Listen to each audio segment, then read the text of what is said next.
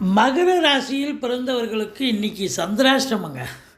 கொஞ்சம் எச்சரிக்கையாக இருங்க. இன்றைக்கி விடுமுறை நாள் வேறு, ஃபோன் கால்ஸ்லாம் வரும்.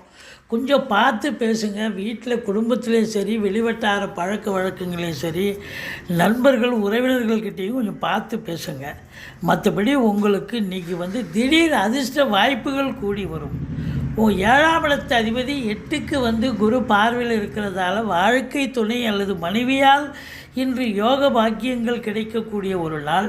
நீங்கள் தொழிலுக்காக எங்கேயாவது கடன் கேட்டிருப்பீங்க, தொழில் விரிவாக்கம் பண்ணுறதுக்கு கேட்குற இடத்துல அமௌண்ட்டு கிடைச்சி அதை விரிவாக்கம் பண்ணக்கூடிய ஒரு அற்புதமான ஒரு நாள்.